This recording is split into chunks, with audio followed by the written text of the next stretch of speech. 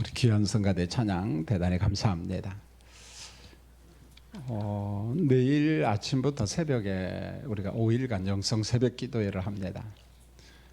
우리가 400명 이상 모여서 새벽 기도회를 하려고 합니다. 우리 장로님 기도했는데 근거가 어디 있습니까? 목사님이 너무 많이 잡은 것 아닌가요? 이런 생각이 들 수도 있어요. 작년 전반기 때 한 310명 이렇게 참여했는데 우리 교구 목사님들이 나름대로 이렇게 확인을 하니까 1교구, 2교구 합하면 한 300명 넘게 나오고 교육부서 그다음에 청년들 하면은 능히 400명 이상 나옵니다. 오늘 3부 예배 오신 분들 다 나오시면 됩니다. 할렐루야. 아멘 다 하셨어요. 아주 기쁘게 하셨어요. 같이 오셔서 기도했으면 좋겠어요. 특별히 교육부서 새 학기를 시작하는데 우리 홍 목사님하고 저하고 좀 안수 기도를 다 하고 청년들도 하고 그다음에 어르신들 가운데도 기도받기를 원하는 사람 또 몸이 아프신 분들이 있어요. 그분들에게도 우리가 최선을 다해서 기도해야겠다 그렇게 준비하고 있습니다. 그래서 영성 새벽기도 홍보 설교를 제가 좀 준비를 했는데 오늘 사무엘상 25장에 보면은 오늘 제목에 있는 것처럼 나발은 정말 어리석은 사람이고 그의 아내 아비가일은 탁월한 사람입니다. 지혜와 총명이. 그래서 우리가 새벽 기도회를 통해서 기도를 통해서 우리 안에 있는 나발의 어떤 어리석음, 미련함 그것을 전부 다 뿌리째 좀 뽑아냈으면 좋겠다. 그런 의도를 가지고 오늘 설교를 준비했습니다. 본문 2절과 3절을 보면은 마온의 한 사람이 살았는데 나발이라는 사람이 살았어요. 근데 이 사람이 가진 가축의 숫자를 보면 뭐 대단합니다. 양이 3,000마리고 염소가 1,000마리예요. 엄청 부자입니다. 우리 한국 사람들은 소는 덩치가 크니까 막 비싸다 이걸 압니다. 근데요 의외로 염소도 비쌉니다. 양도 굉장히 비쌉니다. 그러니까 이것을 돈으로 환산하면 어마어마한 재산이에요. 보면은 자 이런 내용만 보면은 이 나발 경영 정말 잘한 사람 아니겠어요? 경영의 결과로서 거부가 된 거잖아요. 그런데 성경을 보면은 나발에 대한 긍정적인 언어가 하나도 없습니다. 보면은 어리석은 사람, 완고한 사람, 행실이 악한 사람, 나중에 따르면 불량자 이런 표현까지 쓰고 있어요. 여러분 한편으로 보면 참 이상하잖아요. 정말 하나님을 잘 섬기고 그 결과로서 이렇게 부자가 된 것 아닌가 그런 생각이 들 건데 그러지가 않습니다. 보면은 또 한편으로는 이런 부정적인 내용을 보고 야 나발 뭐 잘할 수 있겠어 뭐 이런 생각이 또 들 수도 있어요. 그러나 경영만큼은 정말 잘했습니다. 여러분 일터에서 일하고 사업을 경영해 봤지만은 여러분 어느 한순간에 우연히 양 3,000마리가 되고 염소 1,000마리가 되고 재벌과 거부가 될 수 있나요? 아니잖아요. 보면은요. 자 우리가 여기서 인정할 것은 나발은요 하나님으로부터 부정적인 평가를 받았지만 경영 능력은 정말 탁월한 사람이다. 경영의 결과로서 거부가 된 겁니다. 그래서 마원 지방에서 가장 부자가 누구냐? 나발입니다. 대단한 사람이었습니다. 그런데 이와 같은 사람이 왜 악하다는 평가를 받았을까? 이유가 뭐냐는 거죠. 자, 하나님의 관점에서 오늘 사무엘상 저자가 말씀을 기록한 겁니다. 나발의 어리석은 불량자, 미련하다라고 하는 말은 하나님의 관점에서 평가를 한 겁니다. 자, 이런 겁니다. 이미 하나님께서 사울 왕을 버렸어요. 하나님께서 후회하죠. 보면은 내가 기름 부어 왕을 세운 것을 정말 겸손했는데 어느 날부터 하나님 말씀을 안 들어요. 그래서 사울 왕을 버렸습니다. 그리고 난 다음에 하나님께서 기름 부어 세운 사람이 다윗이거든요. 지금 다윗이 사울 왕을 피해서 도망 다니고 있지만은 하나님이 인정한 사람, 하나님께서 다윗 편에 섰다는 사실, 이런 사실을 나발도 좀 알았으면 좋겠는데 전혀 모르는 거예요. 영적인 감각, 분별력이 전혀 없는 사람이 나발입니다. 자, 이런 관점에서 하나님의 관점에서 불량자다 그런 말입니다. 사무엘상 25장 10절로 11절에 보면은 나발이 양식을 구하러 온 그 다윗의 사환들, 성경에는 사환 이렇게도 나오고 소년, 다윗과 함께하는 젊은 사람들이 나발에게 찾아왔습니다. 좀 양식을 좀 얻었으면 좋겠습니다. 아주 정중하게 이야기를 하죠. 자, 이때 나발이 어떤 반응을 보이냐면 이런 말을 합니다. 다윗이 누구며 이세 아들이 누구며 내가 어찌 내 떡과 물과 그리고 내 하인들 종들을 위해서 준비한 고기를 가져다가 어디서 왔는지도 알지 못하는 사람에게 내가 이걸 왜 주느냐는 거죠. 여러분, 이 문장을 놓고 보면은 나발이 정말 다윗을 몰랐을까요? 이런 논리입니다. 우리 한국 사람은 그러잖아요. 그 사람을 모르면 그 사람 간첩이다. 저 북한에서 온 사람이다. 북쪽에서 온 사람이다. 그런 표현을 쓰잖아요. 이 시대에 다윗을 모르면 간첩입니다. 무슨 말입니까? 다윗 다 알아요. 누구든지 다 합니다. 다윗. 그 정도로 유명하고 훌륭한 사람이었습니다. 결국은 나발이 이렇게 표현한 것은 내가 다윗을 몰라서 이렇게 한 것이 아니라 다윗을 향하여 자기 색깔을 보여주는 거예요. 일종의 다윗에게 모욕을 주는 거고 비난을 주는 겁니다. 그래서 오늘 읽지는 않았지만 14절과 39절을 보면은 모욕이라는 표현이 나와요. 나발이 다윗을 모욕한 겁니다. 여러분 10절에 보면은 나발이 이런 말을 합니다. 요즘에 각기 주인에게서 억지로 떠나는 종이 많도다. 그러니까 사울 향해서 다윗이 신하인데 왕을 잘 섬겨야 되는데 억지로 떠났다는 거예요. 그러니까 나발은 다윗을 어떤 관점에 보냐면은 사울의 배반자로, 그런 관점에서 다윗을 본 거잖아요. 보면. 그래서 다윗이 누구냐? 이새가 누구냐? 내가 그 사람에게 왜 떡을 주느냐? 이러면서 나발이 다윗을 갖다가 모욕하고 경멸을 한 겁니다. 자, 나발의 문제는 뭐냐면은 하나님의 뜻과 하나님이 원하는 것을 분별하고 구별한 것이 아니라 그걸 구별 못해요. 보면은요. 자, 이 사람 아마 성향이 그랬던 것 같아요. 굉장히 정치적인 사람입니다. 오늘 본문에는 그게 확 드러나지는 않지만은 사울 왕의 체제가 난 더 좋다는 거예요. 이게 더 유지되기를 바라는 거예요. 자, 그런 관점에서 다윗을 본 거예요. 보면은요. 그러니까 오늘 성경은 어떤 관점에서 보면 하나님의 일하심에 대한 분별력이 나발한테는 전혀 없는 거죠. 보면은요. 이미 하나님이 사울은 버렸거든요. 그리고 다윗을 선택했는 이런 영적인 감각이 없다 보니까 자기 고집대로 살아가는 불량자라고 성경에서 평가한 겁니다. 자기 마음대로 살아가는 거예요. 하나님의 뜻과 전혀 상관없이. 하나님이 보실 때 나발은 정말 미련한 사람이고 어리석은 사람이라는 거예요. 아주 미련하고 어리석은 사람이다. 4절을 보세요. 나발이 이제 자기 양털을 깎는 날입니다. 여러분, 고대 근동지방은 그랬던 것 같아요. 우리나라도 뭐 거의 비슷하죠. 가을철에 추수할 때 보면은 좀 풍성하잖아요. 그래서 양털을 깎을 때면은 음식을 굉장히 많이 준비했습니다. 그래서 일꾼들에게 아주 후한 음식을 대접하고 주변에 있는 사람들도 초청해서 음식을 나누었어요. 다윗이 이 사실을 알거든요. 유목민의 전통을 따라서 다윗이 10명의 소년 사환을 지금 나발에게 보냈습니다. 음식을 좀 구하러 보낸 겁니다. 여러분, 다윗은 사울 왕을 피해서 지금 도망 다니고 있거든요. 약 600명이라고 하는 사람을 이끌고 있어요. 여러분, 600명의 양식을 구한다는 게 쉬운 게 아니거든요. 보면은요. 자, 그러면은 다윗이 이런 음식을 나발에게 요청할 자격이 있느냐는 거예요. 뭐 권한까지는 아니고 정말 그럴 자격이 있느냐?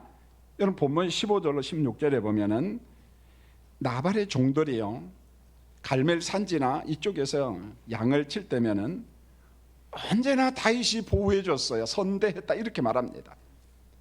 나발의 종들이 그들의 입술로 이야기를 합니다. 우리가 다친 적도 없고 우리가 이 양들, 소들, 염소들 잃어버린 것도 없다는 거예요. 왜 그랬을까요? 다윗이 밤낮으로 우리의 담이 되어줬다는 거예요. 다윗은 정말 우리 안전보장과 같은 역할을 했다. 우리를 지켜줬다. 너무 고마운 사람이다. 나발의 종들이 그렇게 이야기를 합니다. 자, 본문 6절로 8절입니다. 나발을 찾아온 다윗의 소년들이 인사를 하는데 얼마나 온유한지 몰라요. 부자영 평강하신지요, 평강하신지요 계속해서 이야기합니다. 평강. 자, 여러분들이 갈멜에 있는 동안 우리가 최선을 다해서 도왔습니다. 나발의 가축을 하나도 잃지 않았습니다.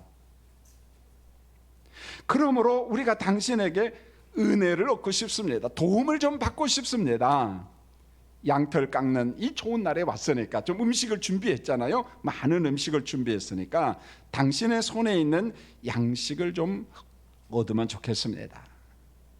아주 정중한 마음으로, 겸비한 마음으로 다윗의 소년들, 다윗과 함께하는 10명의 사람들이 요청을 한 거예요. 인사를 한 겁니다.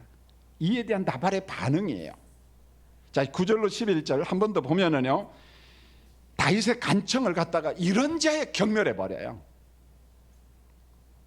다윗이 누구냐? 이새의 아들이 누구냐? 요즘에 주인을 배반한 종이 많도다, 이렇게 말합니다. 나는 이와 같은 다윗에게 아무것도 줄 수 없다는 거예요. 아주 냉정하게 거절해 버립니다. 난 줄 수 없다. 10명의 소년들이 돌아와 가지고 다윗에게 보고하니까 다윗이 그냥 분노를 합니다. 얼마나 화가 났는지요.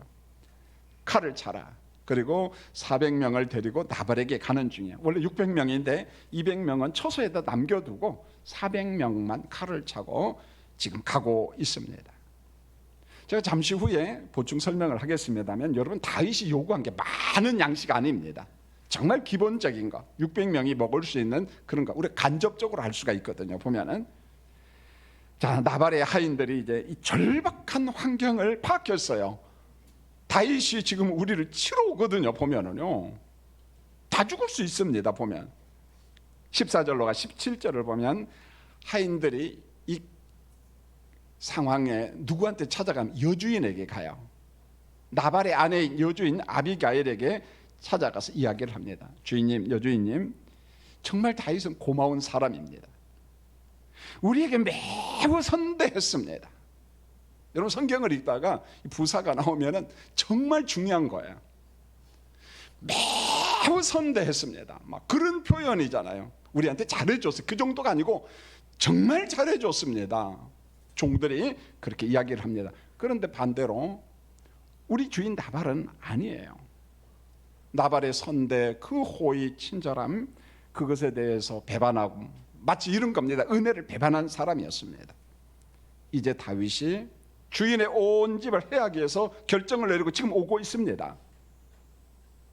우리가 잠시 후면 무너지고 멸망하는데 죽을 수도 있잖아요. 자, 우리가 이 환경을 어떻게 해결할지 여주인님이 해결해 주세요, 그러는 거예요. 여주인, 아비가일 여주인이요, 해결해 주세요. 여러분, 17절에 보면 불량자, 이 단어가 나오는데 이것만 놓고도 뭐 의미가 충분히 전달되잖아요. 악한 성품을 가진 못된 사람, 사악한 사람, 어리석은 사람, 미련한 사람, 그런 말인데, 그런데 이 불량자라는 말은요, 원어 뜻이 뭐냐면은 신약적인 의미예요. 벨리알의 아들, 그런 말이에요. 여러분, 사도 바울이 종종 쓰잖아요. 벨리알. 사탄의 종들이라는 거예요. 사탄과 함께하는 귀신들이라는 겁니다. 아주 부정적인 단어가 이 불량자입니다. 벨리알의 아들.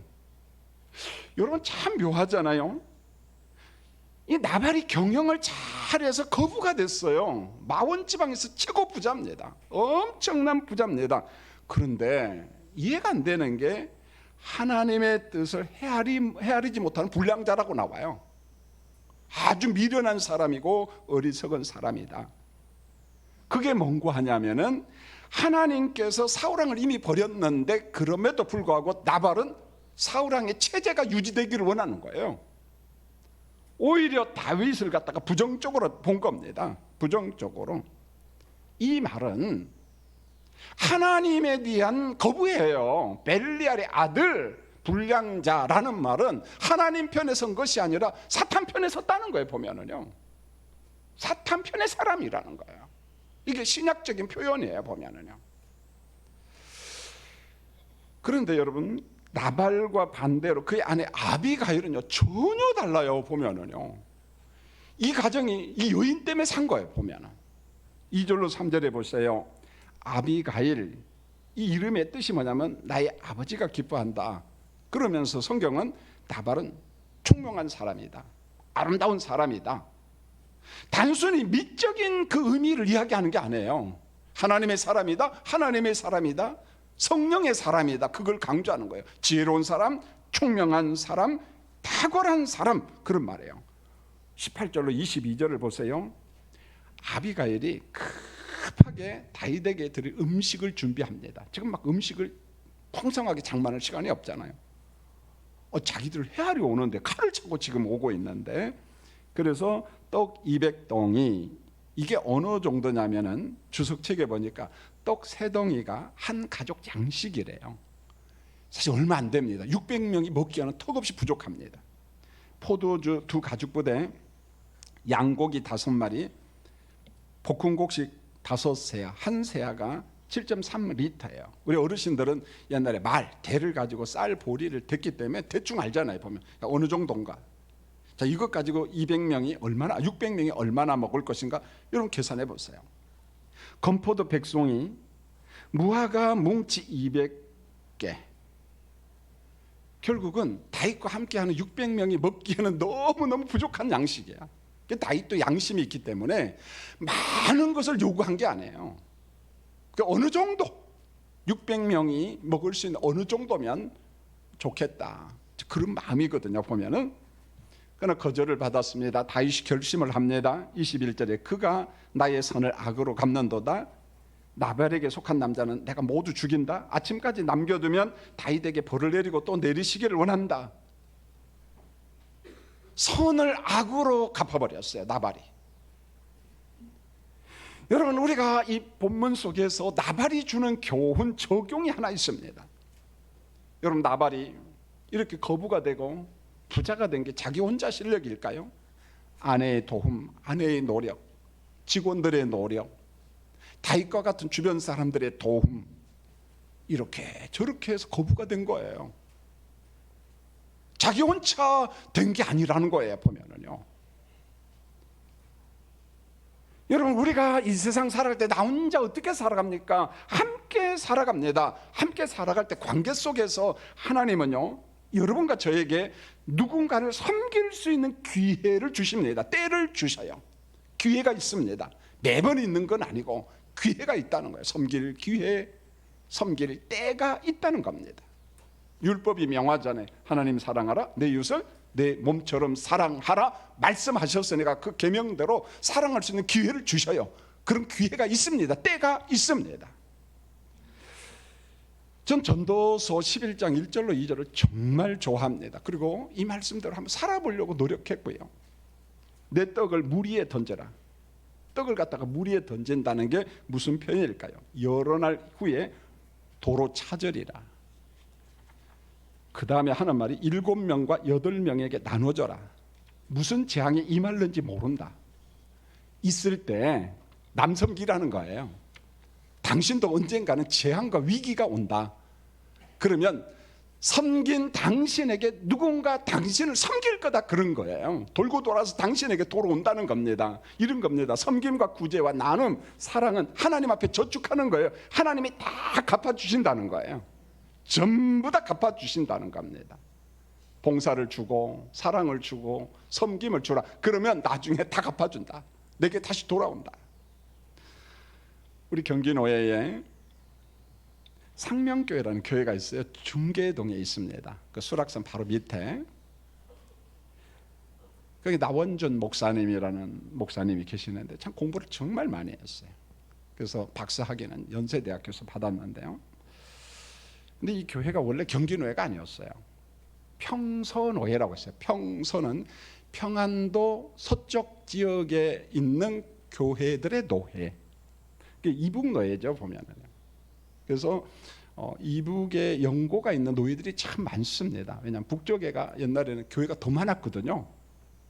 그분들이 이렇게 남쪽으로 내려와서 옛날 자기들이 가지고 있던 그 연고 노예 이름을 다 유지를 하는 거예요. 그래서 함경 국도에 선 사람 한북노예, 뭐 관서노예, 뭐 의산노예, 의산이라는 지역이 또 있거든요, 북한에. 자, 그러다 보니까 조금 어울리지 않아요. 지금 남쪽으로 내려왔는데. 그래서 무지역 노예가 된 겁니다. 그래서 총회에서 결의를 냈어요. 무지역 노예는 북한을 연고로 가지고 있는 교회, 그러나 남쪽에 있는 교회는 지역 노예로 다 가입하라. 관할 지역으로 다 가입하라. 그러면 그 지역 노예는 무조건 받아줘라. 총회 결의대로. 그래서 평선호에 있는 상명교회가 우리 경기노예 관할 지역이니까 왔습니다.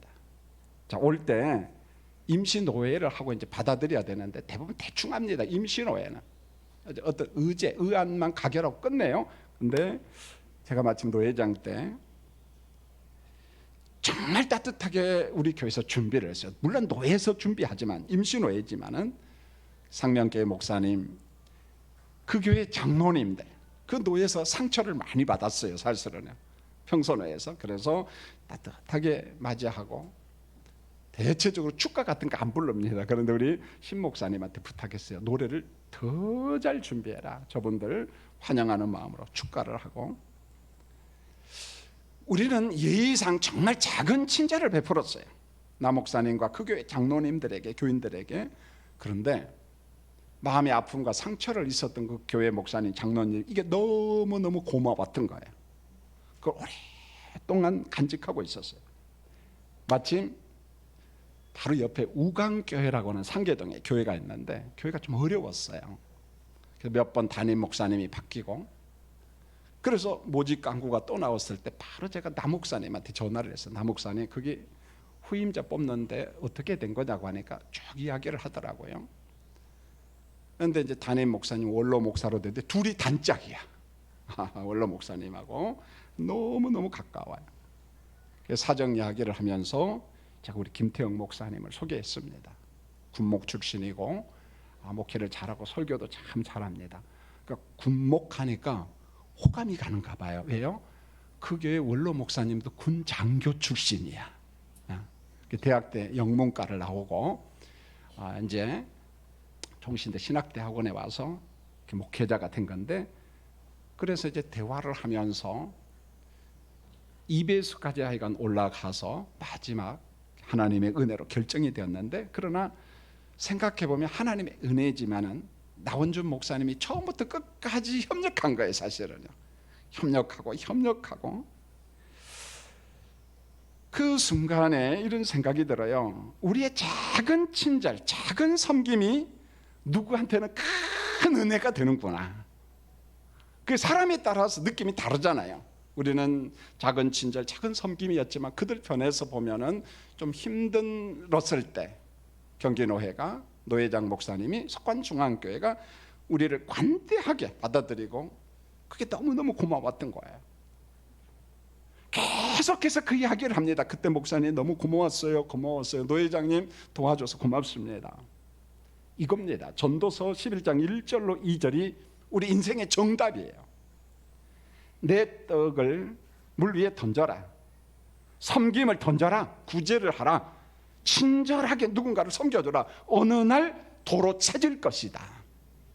어느 날 반드시 내게 돌아온다는 거예요. 이게 하나님이 우리에게 주신 말씀입니다. 23절로 31절을 보세요. 아비가일이 지금 정신이 없습니다. 그런데 총명해요. 아주 지혜로운 사람입니다. 다윗 앞에 딱 엎드려요. 여주인이. 한번 생각해 보세요. 딱 엎드려서 이렇게 말합니다. 여종이 다윗에게 말할 수 있는 기회를 좀 주세요. 말할 수 있는 기회를 주세요. 우리 주인은 불량자입니다. 여러분, 단순히 아내가 자기 남편 험담 악담하는 건 아닌 것 같아요. 보면은 하나님의 총명이에요. 하나님의 지혜 주심입니다. 우리 남편은 불량자입니다. 우리 남편은 미련한 자입니다. 그 다음을 보면 알 수가 있어요. 나발의 죄악을, 과실을 나한테 돌리세요. 나한테 돌리세요. 우리 여자 성도님들, 남편의 과실을 여러분들이 다 받으시기 바랍니다. 할렐루야. 제가 아멘 요구하기는 어렵고, 이런 거예요. 보면은 미련한 남편의 실수를 내가 다 감당할 테니까 다윗이요, 이런 겁니다. 그 다음에 이게 정말 성령의 역사입니다. 보면은 다윗이 친히 피해 보복하는 것을 하나님이 맡고 계십니다. 26절. 그 다음에 이렇게 말합니다. 만일에 다윗 당신이 직접 보복을 하시면, 우리를 해한다면은 내가 볼 때 다윗 당신이나 나발이나 똑같은 사람이라는 거예요. 여러분 이런 말 들으면 기분 좋아요, 안 좋아요? 안 좋죠. 당신이나 나발이나 똑같은 사람입니다. 그 다음에 말이 충격적인 거죠. 미련한 자를 죽였다고 후회할 겁니다. 두고 당신 다윗이 정말 난 훌륭한 사람인 줄 아는데 미련한 나발을 죽였어요. 두고 후회할 것이다. 두고 후회할 것이다. 이 말에 다윗이 꽂히는 거예요. 다윗은 총명한 아비가일의 말을 듣고 보복하려고 하는 칼을 거두어요. 스톱! 멈춥니다. 무슨 말입니까? 한 여인의 총명, 한 여인의 지혜가 모두를 살린 거예요. 여러분 여기에 교훈이 있잖아요. 여러분의 가정에 지혜로운 남편, 지혜로운 아내, 지혜로운 누군가 있을 때 그 가정이 살아난다는 거예요. 하나님의 지혜, 하나님의 총명함이 여러분에게 충만하기를 소원합니다. 지혜가 살린다는 거예요. 지혜가, 하나님의 지혜가. 아비가일은 잔치를 다 마치고 남편이 술을 깨기를 기다렸어요. 참 지혜롭잖아요. 정신이 말짱합니다. 아침 조용한 시간에 나발한테 이야기해. 여보, 왜 그렇게 어리석고 미련했냐고 쫙 이야기를 하면서 36절로 38절에 보면은 이 말을 들은 나발이 낙담을 합니다. 몸이 돌같이 굳었어요. 돌같이. 이제 정신이 드는 거죠. 10일 후에 하나님께서 나발을 치자 나발이 죽었어요. 뭘로 죽었을까? 어느 책을 보니까 어떤 사람은 고혈압으로 죽었다, 어떤 사람은 전신마비로 죽었다. 뭐 못 봤으니까 뭐 이렇든 저렇든 중요한 것은 누가 쳤다? 왜 쳤어요? 벨리알, 하나님을 대적한 자. 단순히 다윗을 대적한 게 아니에요. 분별력이 없는 자, 거부지만은, 재벌이지만은 하나님의 뜻이 뭔가를 전혀 모르는 어리석고 미련한 사람이에요.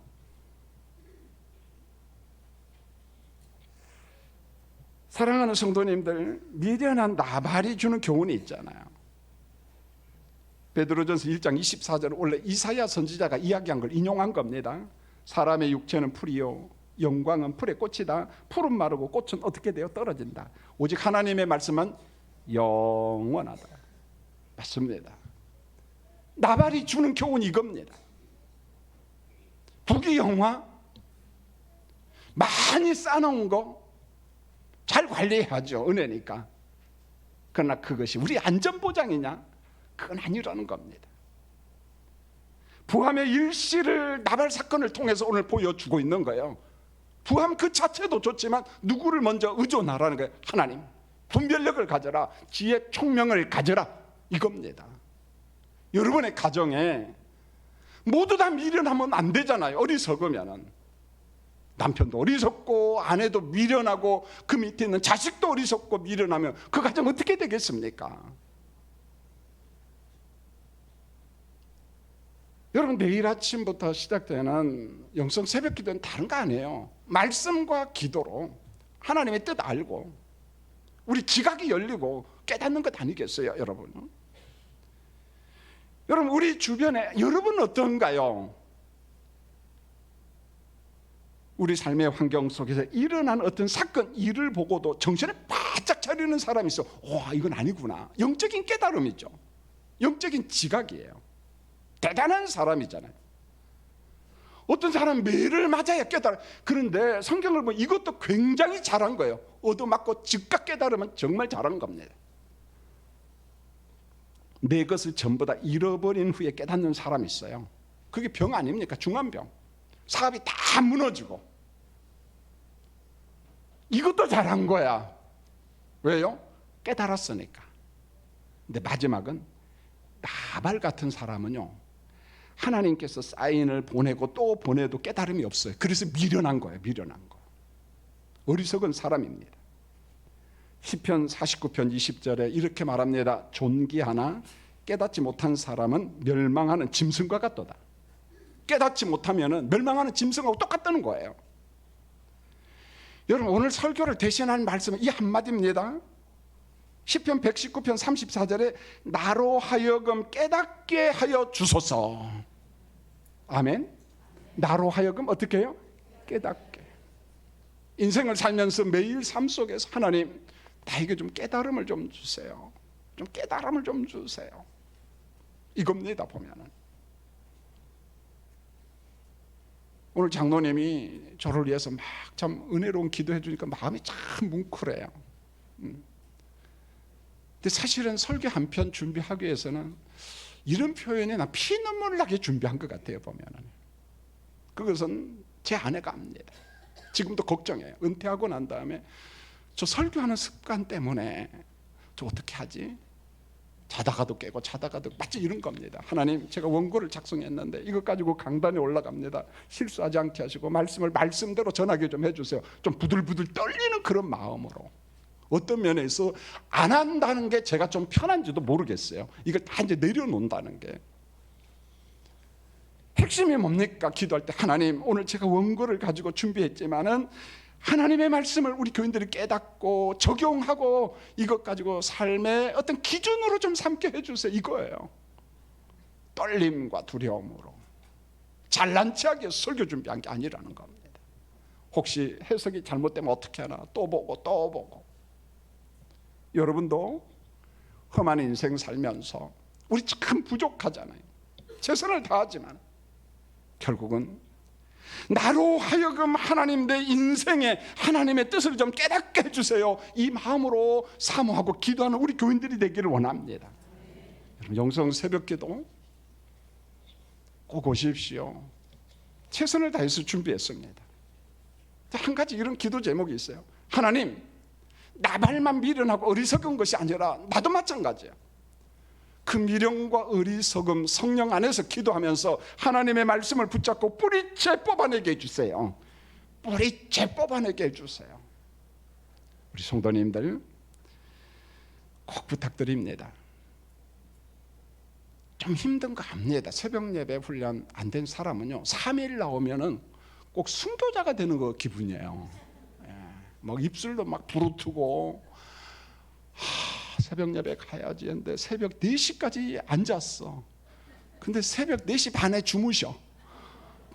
애통하죠. 압니다, 성도님들. 그런 사연이 있죠, 보면. 그래도 같이 나와서 우리 아버지, 어머니, 우리 성도들이 가정과 교회와 이 나라를 위해서 기도해 주시기를 예수님의 이름으로 부탁을 드립니다. 기도하겠습니다. 하나님, 오늘 말씀은 우리가 성경에서 너무너무 잘 아는 겁니다. 나발은 미련하고 아비가일은 총명하고, 미련하기 때문에 재산도 없는 가난뱅이다. 아니에요. 경영 기가 막히게 잘했어요. 나 마본지방에서 최고 부자입니다. 그런데 하나님의 관점에서 보니까 하나님의 뜻을 분별하는 능력이 없었어요. 그게 미련이고 그게 어리석음이었어요. 우리 사랑하는 성도님들도 아비가일과 같은 총명을 주시되 나발과 같은 미련과 어리석음이 우리 안에 자리 잡지 않도록 성령이여 총명을, 지혜를 주시옵소서. 예수님의 이름으로 기도합니다. 아멘.